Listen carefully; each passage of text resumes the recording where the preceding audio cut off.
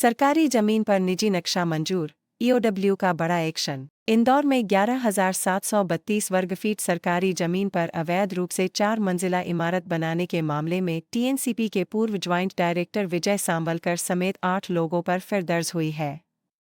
7 साल की जांच के बाद ईओडब्ल्यू ने धोखाधड़ी, दस्तावेजों में हेरफेर और आपराधिक साजिश के आरोप में आईपीसी की धारा 420, 467, 468, 471 और 120 बी के तहत केस दर्ज किया। आरोपियों में तत्कालीन सहायक संचालक आर.के. सिंह, वरिष्ठ सर्वेयर विवेक देवधर, जमीन मालिक राकेश जैन, किशोर सोनी और इंजीनियर शत्रुघ्न कस्तूरिया शामिल हैं। इंदौर से गुलनाज शेख की रिपोर्ट।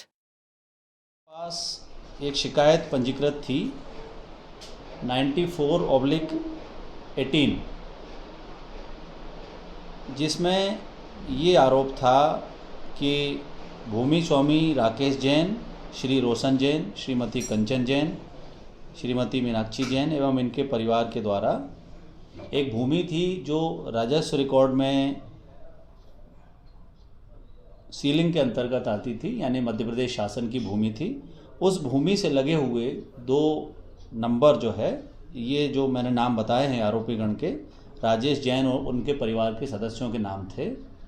इन्होंने कूटरचित दस्तावेज तैयार करके टीएनसीपी में अपने दस्तावेज प्रस्तुत किए और अपना एक लेआउट प्रस्तुत किया और उस पर स्वीकृति प्राप्त कर ली और उस पर मल्टी बना दी, जिसमें हमारी जानकारी के अनुसार 48 फ्लैट्स वहाँ पर बनाए गए हैं। जब शिकायत हुई और इसमें जांच की गई, कार्यालय कलेक्टर इंदौर द्वारा भी जांच कराई गई और ईओडब्ल्यू में शिकायत पंजीकृत हुई, तब ये पाया गया कि ये अवैध है और कूटरचित दस्तावेजों के आधार पर इन्होंने गलत तथ्यों के आधार पर अनुमति प्राप्त कर ली। वो अनुमति इनकी निरस्त की गई है और जांच में दस्तावेजों के कूटरचित प्रूफ होने पर हमने इसमें एक प्रकरण धारा 420, 467, 68, 471 और 120 बी आईपीसी के तहत पंजीकृत किया है। इसमें जो प्रथम दृष्टया ये चीज़ समझ में आई है कि सरकारी भूमि के निकट जो भी कॉलोनीज़ डेवलप हो रही हैं, उनमें इस तरह की अनियमितताएं कई बार प्रकाश में आती हैं और सरकार की प्राथमिकता है और हमारे डीजी साहब आदरणीय उपेंद्र जैन सर के भी डायरेक्शन है कि इस तरह के जो मामले हैं, यदि कोई मामले पेंडिंग भी हैं तो उनको भी प्राथमिकता के आधार पर उनको साक्ष्य का संकलन किया जाए।